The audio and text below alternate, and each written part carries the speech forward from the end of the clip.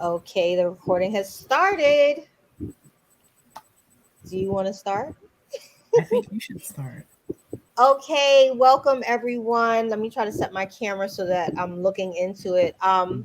Welcome. This is Middle Passage Podcast with me, Ama, and my co-host.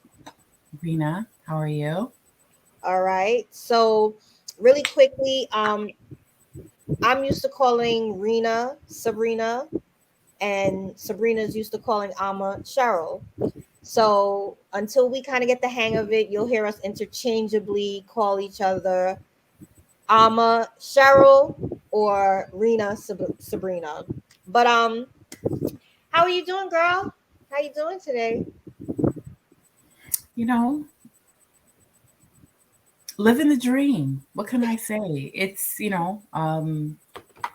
lot going on, lots of work and mothering, having a teenager. It's a Mhm. lot, trying to do your own little side business and side things, it's a lot. And let's not even talk about just the physical changes going through menopause. A lot's going on. A lot is going on.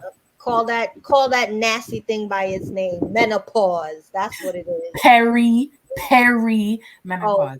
I have not Perry. Oh, officially entered into menopausal life yet. It's okay. coming clearly, but no, I'm still in the, which is I think almost a little bit worse because you kind of got one foot on one side, one foot on the other side, and your body is just doing a lot of up and down, up and down, up and down, and it's quite a roller coaster ride. So, not that I'm not looking forward to just stepping over onto the other side and dealing with whatever comes with that, but I I have one find foot it on so one side. funny for you guys because remember, I started going through perimenopause 7 years ago. So I started at 37. Wow. And so now, like, when I'm listening to you and some of my other friends, it's hilarious because I'm like, yeah, I was trying to warn y'all. But I think I'm closer to full menopause. I'm just Mm. I was almost at the finish line. I was almost at the finish line, and I think month 10 or month 11 it came back, and I was just like, Right. why'd you do? Yeah, I was like, really, you petty. I was like, why did you do this to me? You know how good it feels to just wear white whenever you want. You don't have to worry about anything. You go to the beach, you carefree.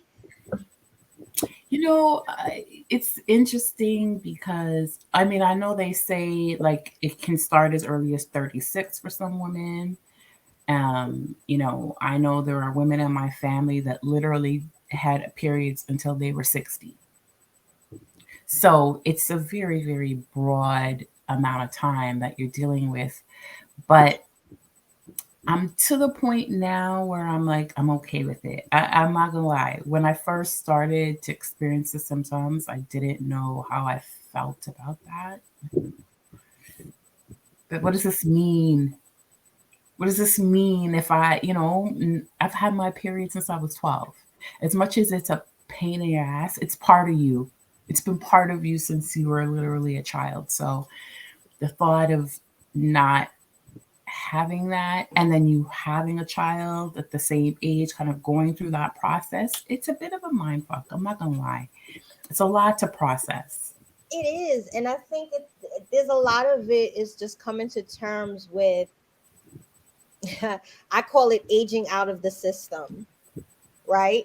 And when you think about us as women, I refuse to say it, but let's just talk in the reality of Western civilizations. I would say civilizations around the world is that women are seen as having a shelf life.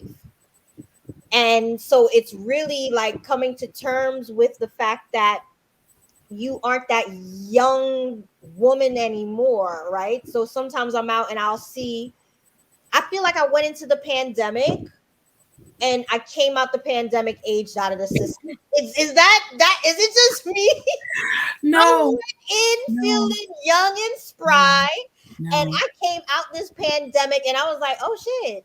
there's a whole new crew of women that have just like, ta-da, I'm an Listen, adult. You know what I mean?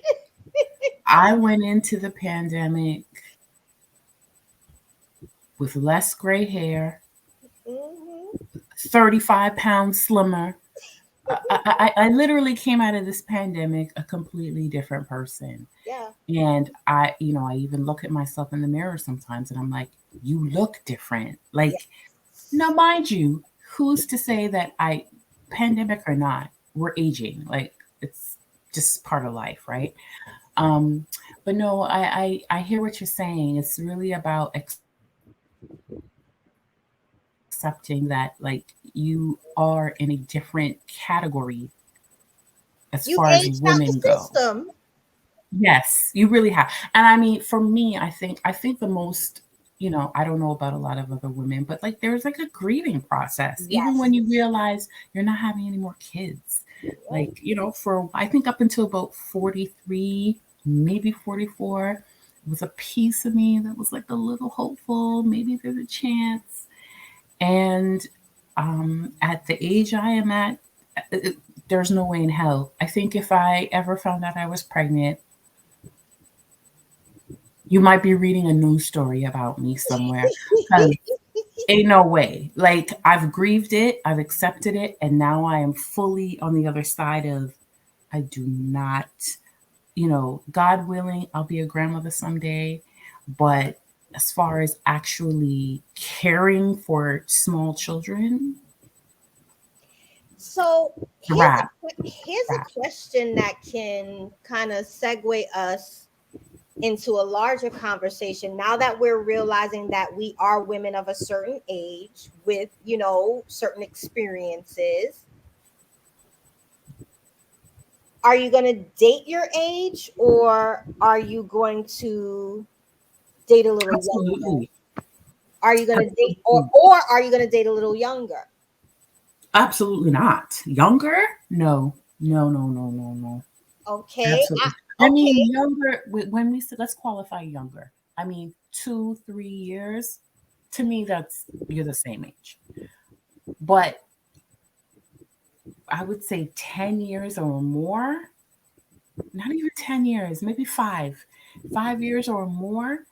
Absolutely not. I have no interest in men who are chronologically, developmentally younger than me. Now, of course, let me qualify. There are exceptions to every rule. There are people who are outliers in every demographic. But generally, what I remember of dating men my own age when I was in my 30s, 20s, 30s, it's it's a dumpster fire. I have no interest in going back there. No, I think for no. me, I mean, call me petty, right? We always say we need to be authentic. This is my biggest concern. I mean, of And course. I perfect example. So last night, So why are you doing this? Why are you not just saying what you mean, has girl? it I need a a, a I need body parts that can still do their job. Okay. I have to. I mean, for me, sex is like so important that I can't imagine. And yeah, you could jazz it up with a bunch of stuff, but the reason that I say this is because last night, um, my girlfriend invited me to this little jazz in the park thing, right? So we got there kind of late, um, and I'm looking around, and we were kind of like, I would say probably like the youngest people there, right? And a lot of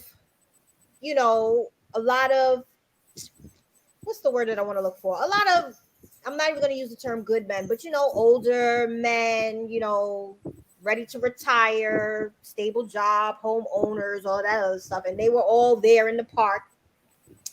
And I'm going to be honest with you, I was looking around and I saw this guy, riding on his bike. And we were having the same conversation, which was like, we're in a new age group now. And I just turned to her and I looked at her and I said, but I'm not ready to date.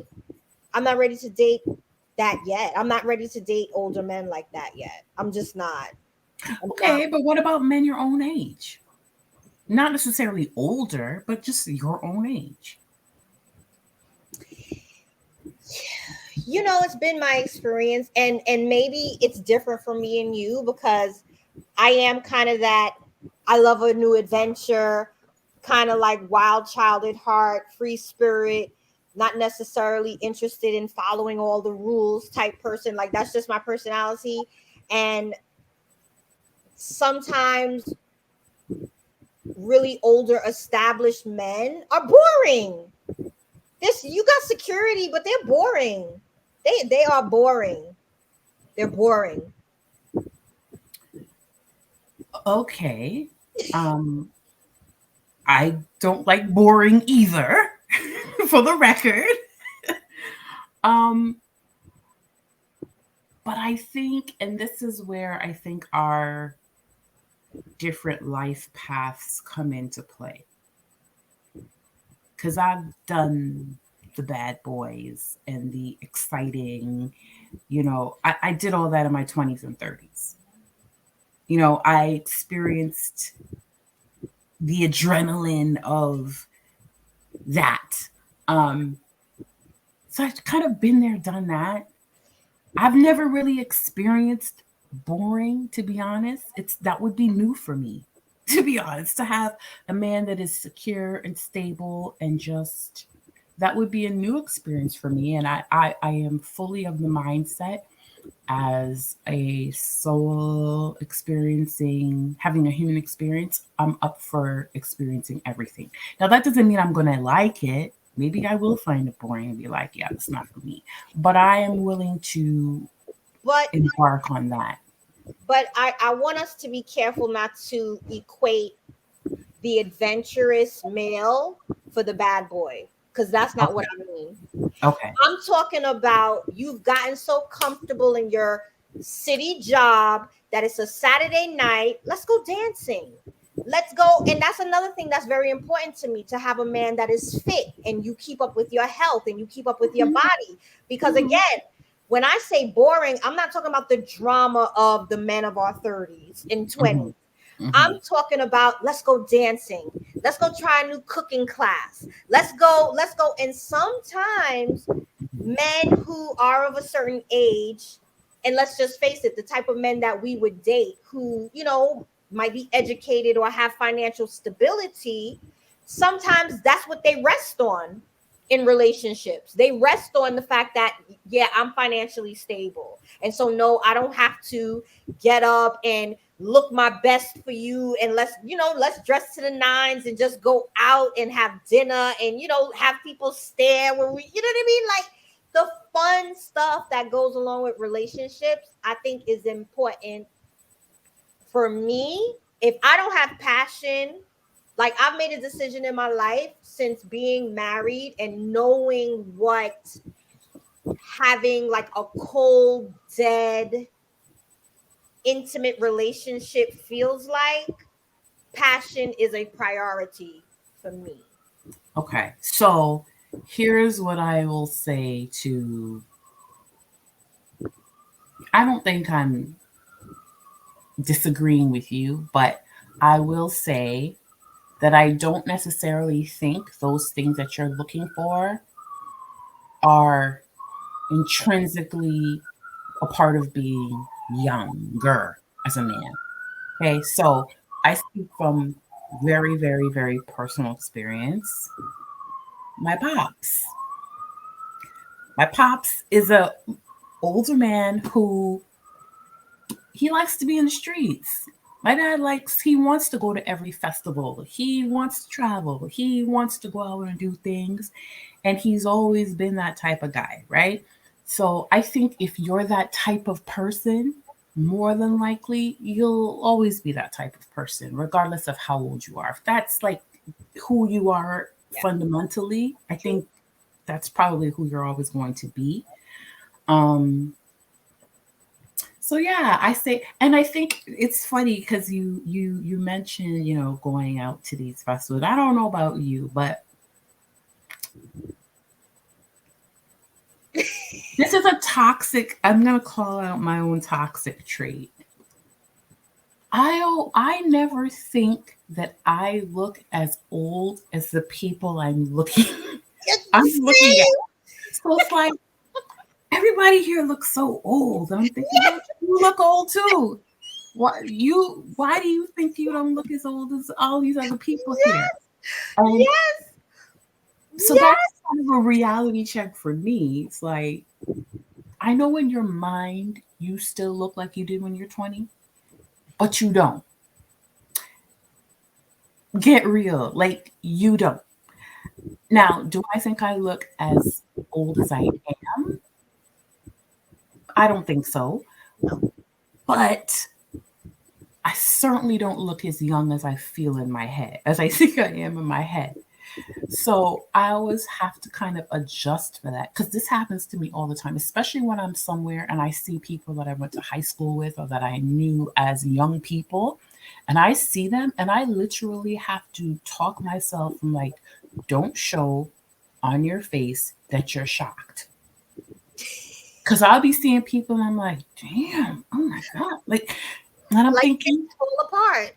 yeah. And I'm thinking, but bitch, they might be thinking the same thing about you. So just calm your tits, relax, because people age. It just is what it is.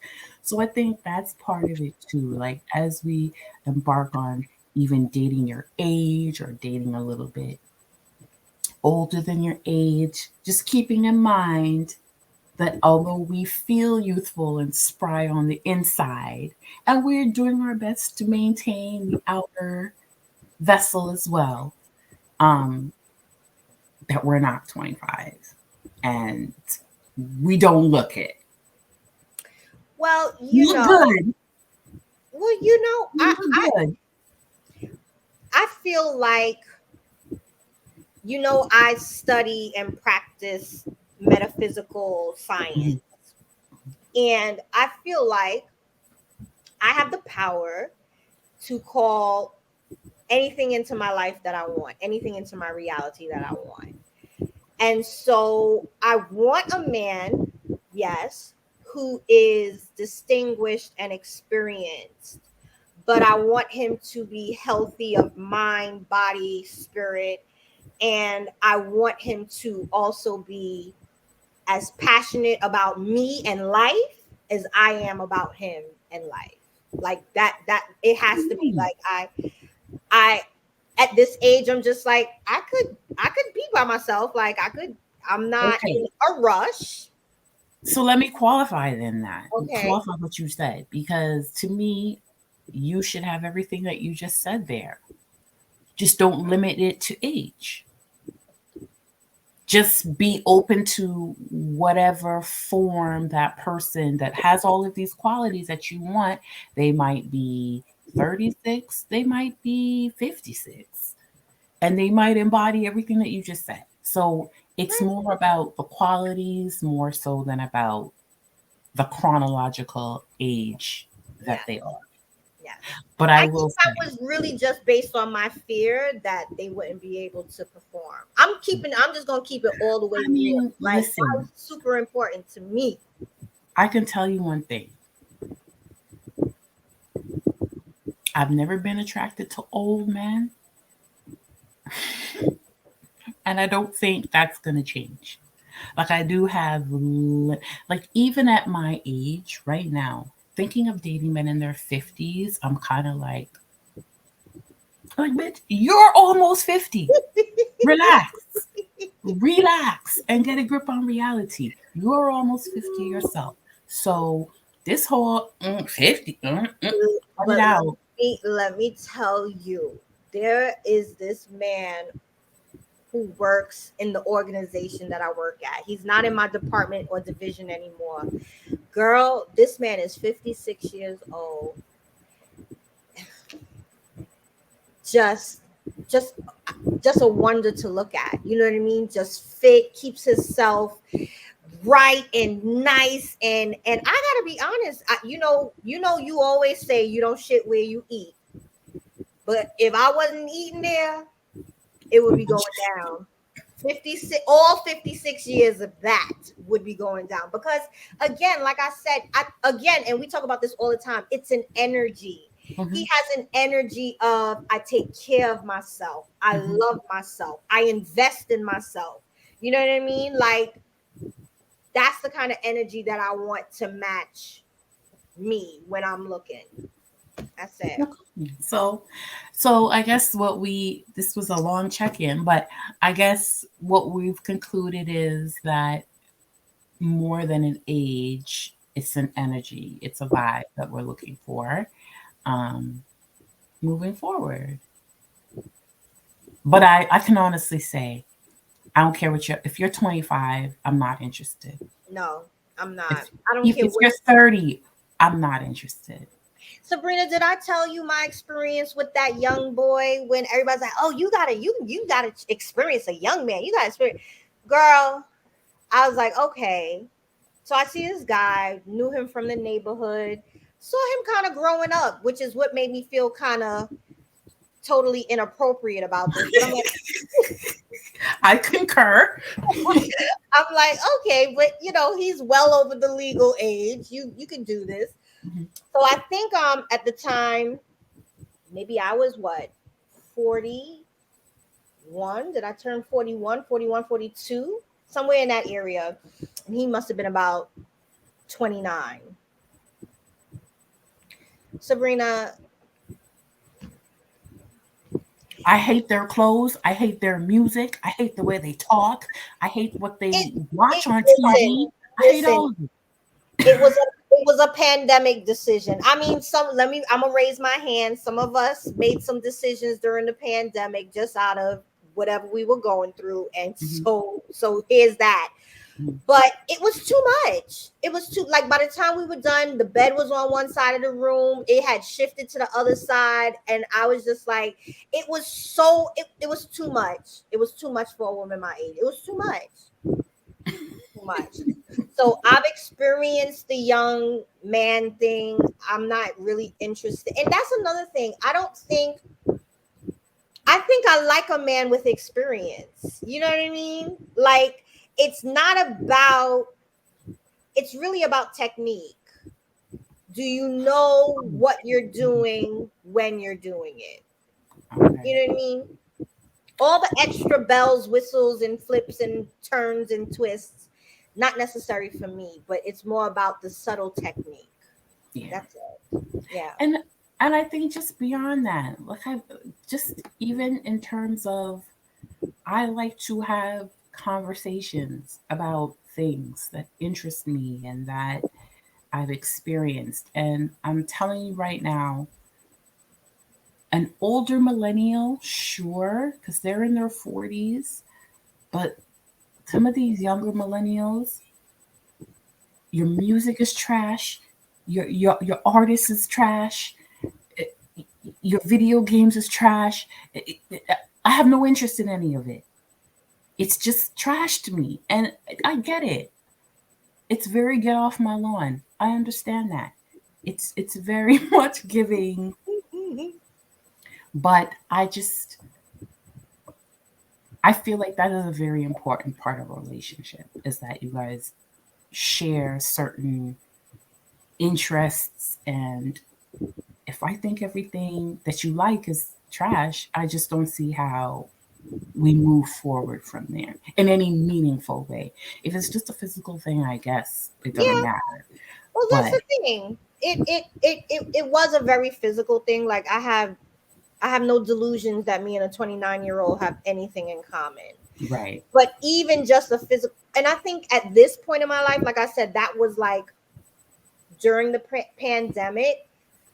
And I feel like, and we'll talk about this more on this channel, but just like such a spiritual transformation, I think a lot of people experienced through the pandemic. I'm willing to bet that, if you surveyed people, at least half or close to 75% would say that they are dramatically a different person than they were entering into that pandemic. Like they were just Mhm. things that I fundamentally thought, mindsets I had, ways I saw myself in the world and situations that are like completely foreign to me now. Like some days I'm like, how did you think like that and for so long? You know what I mean? So yeah. Agreed. Agreed. I mean, that is that's I was watching something the other day, and they were talking about like we are in the midst of a global mental health crisis. It's global, a mental health crisis because of the pandemic, because of what so many people, the trauma related to that experience. And listen, a trauma can have a negative impact, of course, but trauma can also open your eyes to certain things that you um, were never really conscious of. And during a pandemic, we certainly had the time to kind of sit and reflect and to reassess a lot of the things that we were carrying, that we've been carrying, our own values, our own thoughts about things. So, definitely, I mean, I think I told you this before. The thought of, even when we talk about intimacy with other people, like the thought of swapping bodily fluids with a, it just, it, Yeah. Yeah. Yeah. I'm Last just, night, yeah. yeah, Yeah. There's three things, and I'm going through menopause, so remember this for me. When you talk about what you were saying, global mental health crisis, metaphysically, I believe it's because there is a collective awakening. And I think that people are truly experiencing dark nights of the souls. All they don't even know that that's what they're that's what it experiencing. is. They The don't know how to process earth, that, what it exactly. means. Exactly, but the earth is really shifting. And listen, you're going to either shift with the energy or it's going to have people like going through exactly what you're talking about. But the menopausal brain hit me because there was something that you said right before we started talking about that shift. I probably forgot it. This I is listen, I don't remember either. What were we but go ahead. talking Oh, about? oh, the global mental health crisis and like bodily fluids and all this other stuff. So remind me about bodily fluids, but the mental health crisis, I also feel like that's why you see so many studies now saying that people are lonely. People are saying that they're lonely. People are alone because I feel like a key feature of that dark night of the soul or spiritual awakening process is isolation. And I think that's what people kind of probably they haven't put two and two together, but you have to kind of be by yourself to process all that stuff. You know what I mean? Mhm. And for someone like me who's a natural introvert, that might be easy for me to do. But when I think about some people who are extroverts, that can be really hard. But now, just talking about when you said the exchanging of bodily fluids, and you're like, no, girl, so I went out with, like I said, my girlfriend last night. We had a great time. And at the end of the evening, we shared an herbal supplement. Okay. And so, I'm feeling nice. I'm feeling good. And my ex lived maybe 20 minutes from there.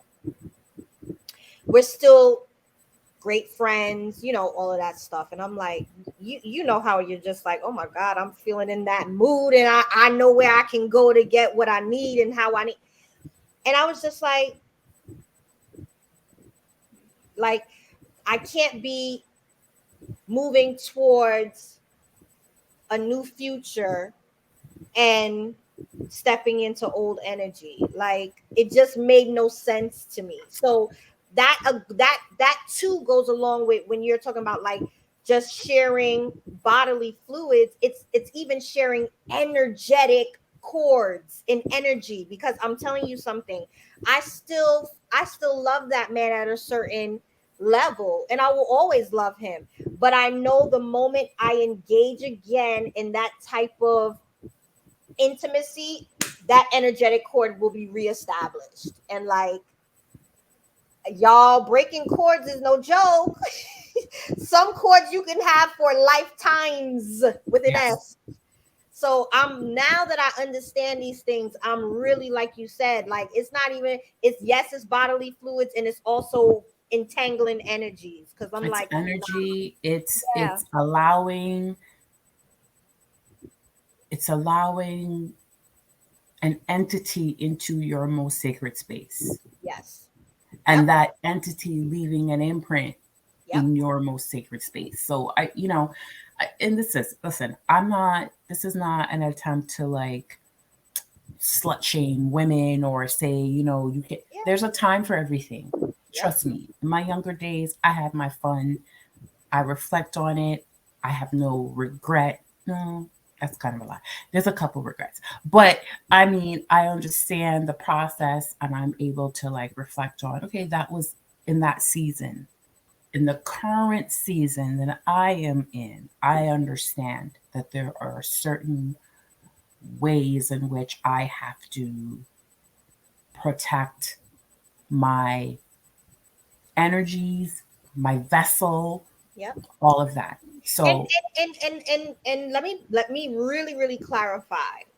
For me, it's about an energetic alignment, because I could literally, let's say I go on a conference and I meet a man in the bar, and he and I are having, and I have that soul connection with him, and we're having that conversation and we're vibing energetically and we're aligned. I can sleep with that person on the same night. I'm just keeping it real. So for me, mhm, it's not about, oh, I got to know you for 120 days and you have to know this and have that.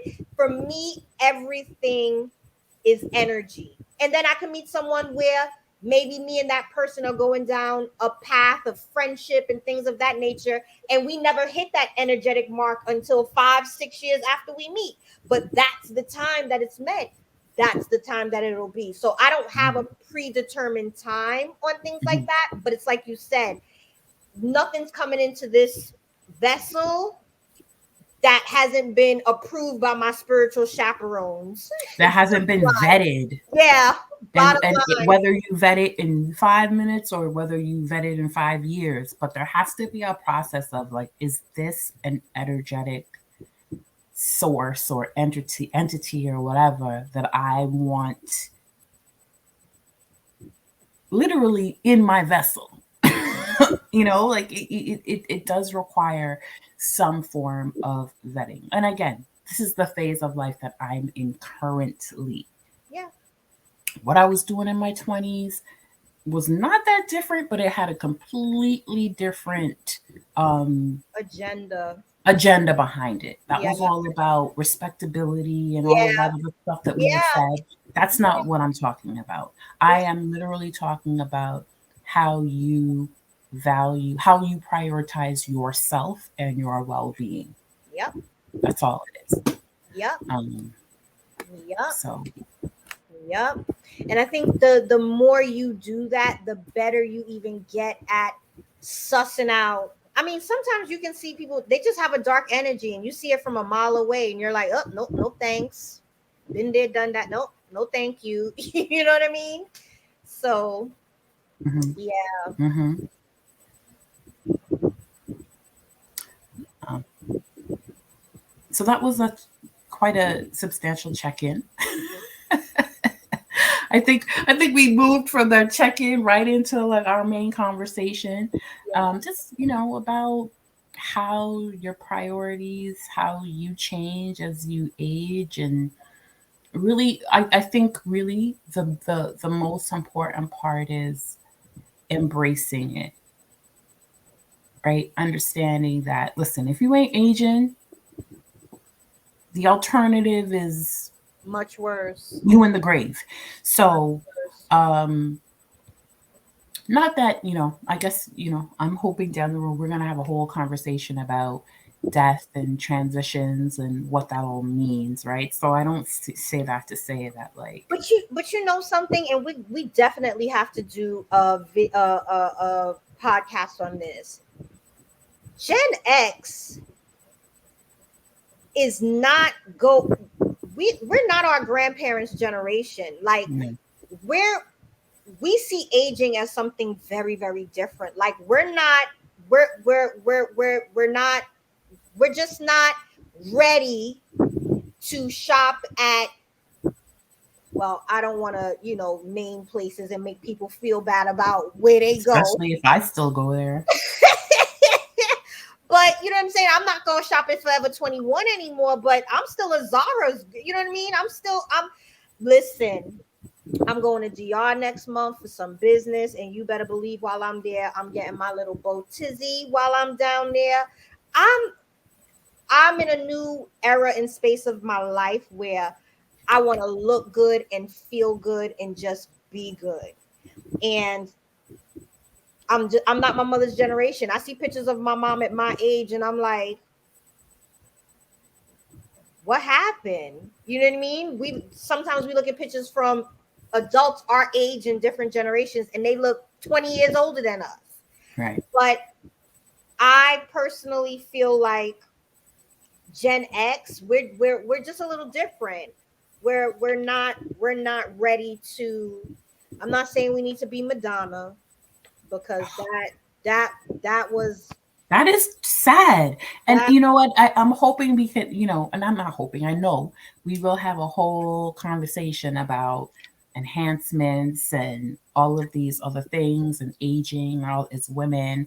I think we might have similar views on some things and kind of different views on other things. So, I look forward to having that conversation. But it's funny, I saw on Twitter there was somebody that said, how Gen X, how we're so selfish because we had our parents were the big mamas that used to take care of the kids, but now we don't want to do that for our. So first of all, I'm like, Gen X, there's a huge portion of us that aren't even old enough to be big mamas yet. Okay. So there's that. Calm down. Okay. When the time comes, if I decide I want to be a big mama, I will. And if I don't, I won't. But beyond that, um,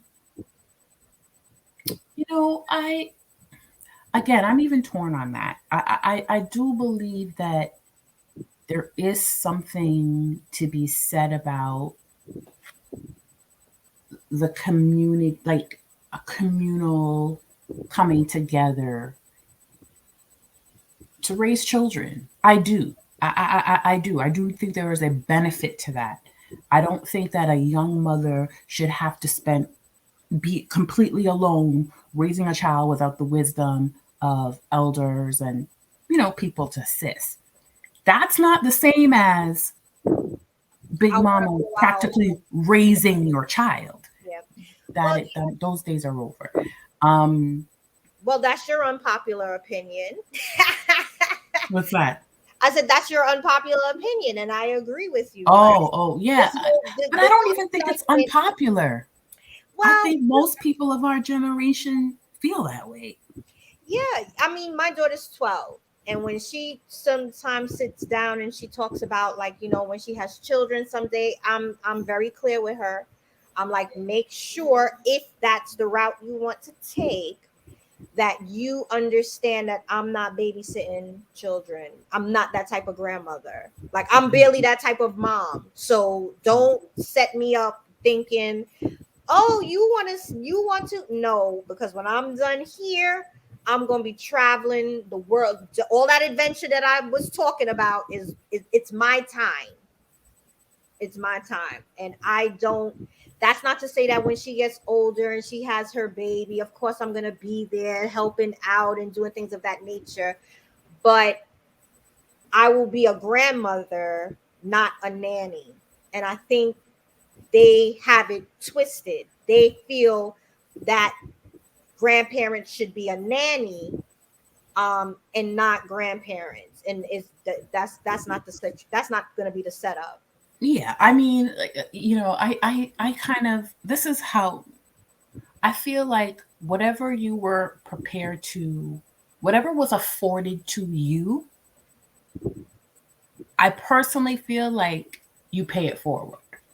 Now, Mm-hmm. you know this. I didn't go anywhere for any substantial amount of time until my child was quite old. I mean, my child is 13 years old, and I think the longest I've been away from her is 6 days. Yeah, one time, because I never felt like it was right for me to kind of impose upon my parents that you need to take care of this child while I go. It was my choice to have a child. It's my responsibility to look after her. If it's convenient for you, if you're okay with doing this, wonderful, but it's not your responsibility. That's always been my approach. But you And know, that's the approach I plan to take with mine. Like, if I have the time and I'm not engaged in something else, sure, bring the baby over. Bring the baby over for a week if you want, if I'm not doing anything, but I'm not putting anything on the back burner. I'm not depriving myself of anything. And that's what I say now. Who the hell knows when the time comes? This is another thing I've learned. mm-hmm. Stop writing things in stone, because things change. You know what I mean? Things change. Your mind changes. I might see that grandbaby, fall completely in love, and want to have it around me all the time. Who knows?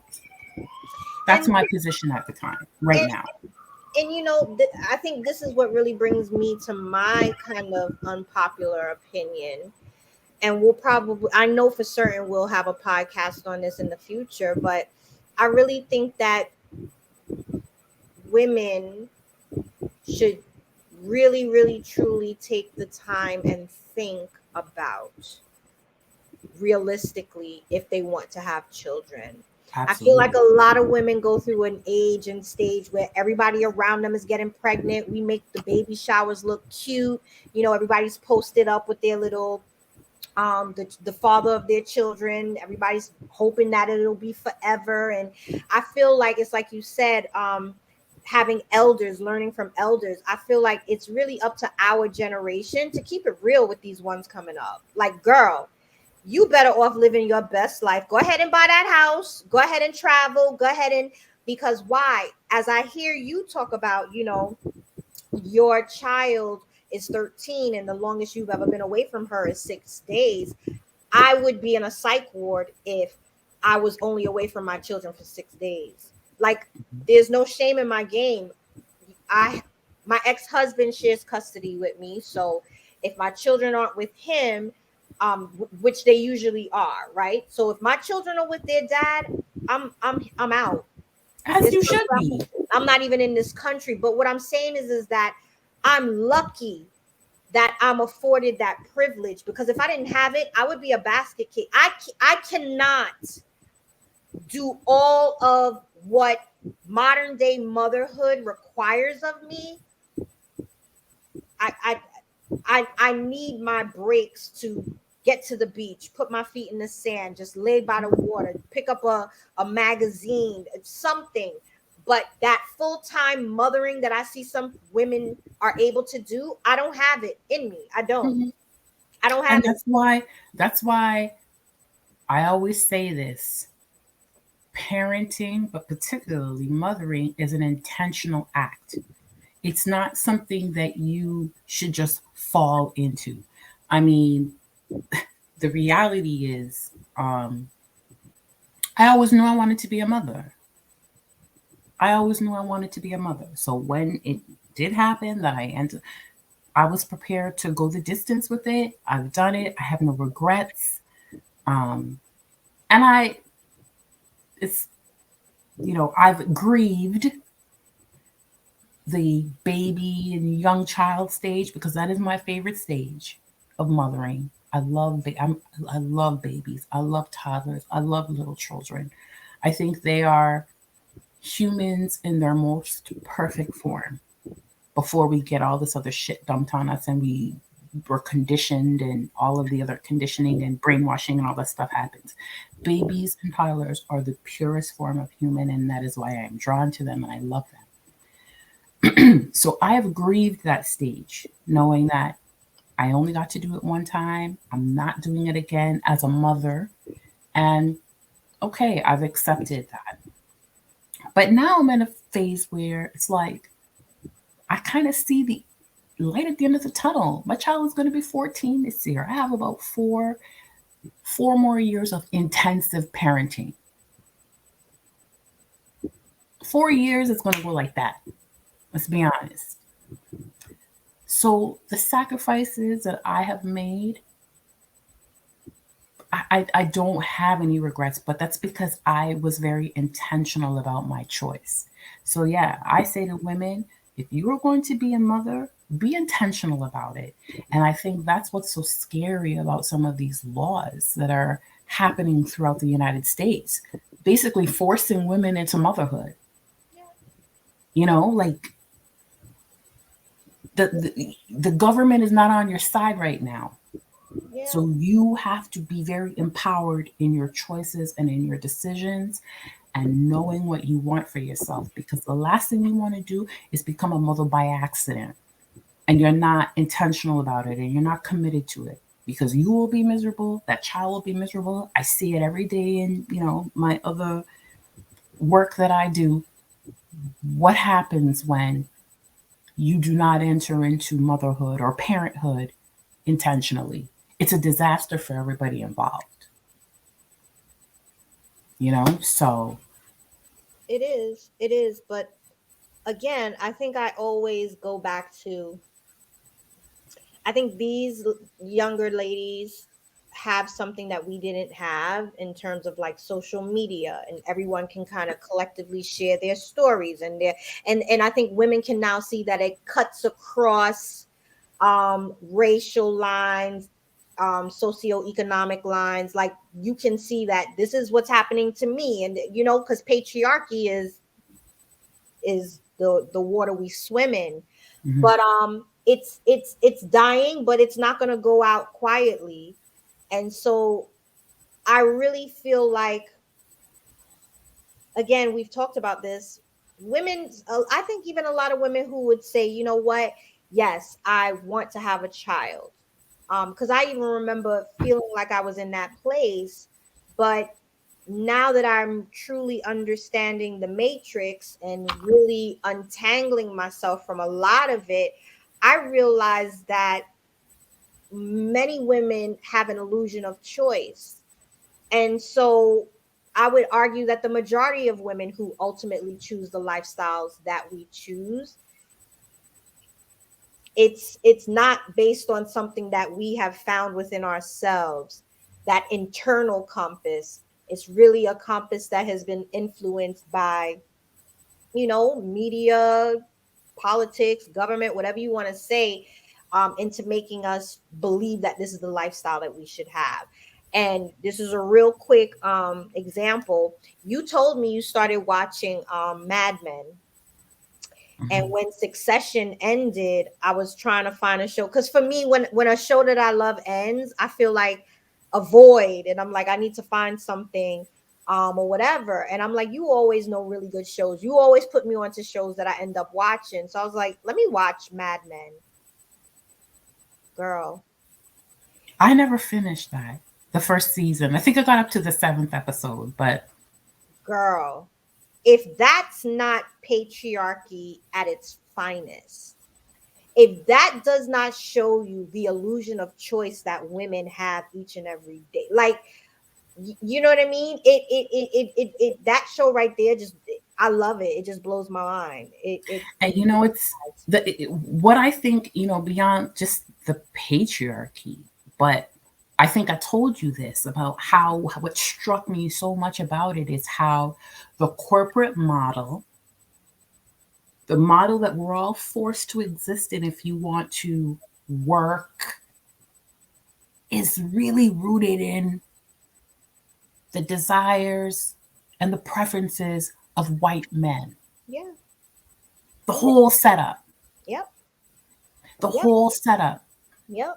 And people wonder why people of color, women, have such a hard time navigating that system and breaking through glass ceilings because it was never designed for us to thrive in it. Yep. It is really, really the white man's playground, Yep. the corporate structure. And Yep. it's, what I struggle with is, a few of the organizations that I have worked for, imposing all of this diversity training and, equity training, yet doing all of this while existing in this corporate structure. And I'm just like, yo, like, why are you sending us out to do all these workshops? Change your flipping structure. If you change the way you run this shit, Yep. we don't need all this other stuff. Yep. Yep. And it has such an overseer mentality when you hear all these people, oh, you've got to get back to the office. This is where culture is built. This is where, to be honest with you, this has been the biggest mind fuck in terms of, being a career person. Is this brainwashing of believing that your work group is your family, right? So we've reversed things, right? Oh, that's my work husband, that's my work wife. No, let's stop, right? So there are people who, in my opinion, just like you see with many of those characters on Mad Men, who are so unhappy with their home lives, they must rush Mm-hmm. this fantasy world that they created, Mm-hmm. where they can have anything they want. Mm-hmm. And honestly, boss people around because we're their subjects. You know what I mean? And so that's really what it is, because there's no worse feeling in the world than to wake up at 5 a.m. to try to get a little something done with yourself. Then the kids are up, you're making breakfast, packing their lunch, getting kids on school buses, getting them, making sure everybody's dressed and clothes is out and all this other stuff. You get them out the door, you barely get a moment to exhale, and then you are rushing to catch your 7:15 train or 7:15 bus to get to an office, to sit in front of a computer and talk to people around the country or around the world. This is something you could have done from home. But because in patriarchy, men are usually not the primary caregivers, they don't give a rip. Because they can never do what we do. They could never work 8 hours a day, making sure that kids are dropped off in the morning, lunch boxes are packed, stains are off shirts, buttons are resewn on. You go to work, you put in a full 8 hours, come home, homework help, cook dinner, get people washed up. They can never do that. But yet and still at the same time, they will force many of us who are those primary caregivers to come into an office for what? For So they what? can boss you around. Yeah. So Yeah. they can boss you around. They can feel powerful. And it's not just men, it's women too that have bought into the same ideology. Yeah. It's Women patriarchy. have bought into it too. And I'm going to tell you, the pandemic saved my life. Oh, please. I don't know what would have happened had that pandemic not happened and we were forced to be at home. Those 3 years, game changing. Yep. Because I think I might be in an asylum. The way that things were going for me at that point, trying to juggle raising my child and doing the work and trying to have some type of semblance of a social life, it wasn't happening. So the Yep. pandemic really did save my life. Yep. Um, what's sad is that there are a lot of people who have not taken the lessons that came out of that period, forcing people back to work, telling people all, all for reasons that have nothing to do with the work, No. right? It's real estate. It's business. It's, well, the businesses around the office have to, people are not coming. And I'm you know, sorry, sir, not my problem. the what makes me so upset when I hear that, we were both history teachers, right? And in the West, we grow up hearing about laissez-faire capitalism all the time. If The your market is fails, supposed to if drive what happens. thank you, the market is supposed to determine if you sink or you swim, or if you sink, you die or you live. And evolutionary wise, if a company, if now all these offices go out of business, people aren't coming to these offices, then it is those owners who have to pivot and reimagine what those buildings can be used for. All around the world, we're hearing about housing crisis here, housing crisis there, and we have all this prime real estate,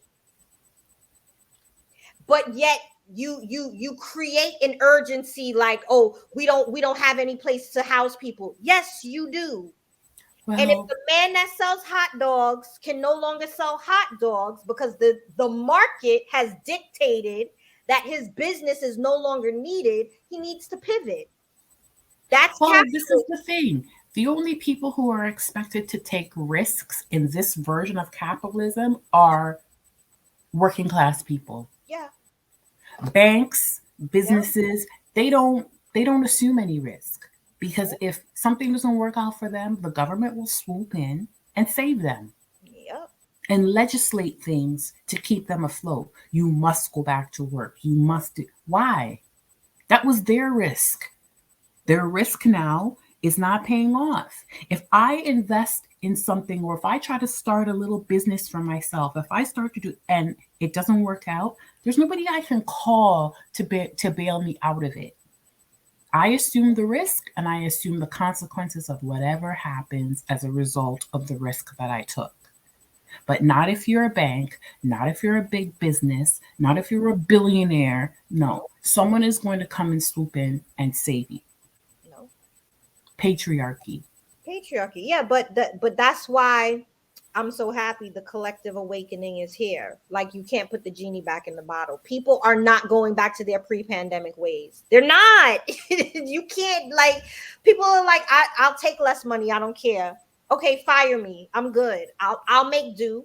Because what the pandemic taught people was that, and some of it was artificial because remember we had all these stimulus checks and stuff like Mm-hmm. that. But what the pandemic really taught people is I can make it through a tough time. I can make it through a time of uncertainty. And if I ever have to go through something like that again, what I realized is that I wasn't living in my purpose. I wasn't living my destiny. I wasn't living in leaving a legacy for myself and my family. So now, whatever you want to do to me, go ahead. I'm betting Mm-hmm. on myself. Right. Bottom line. Right.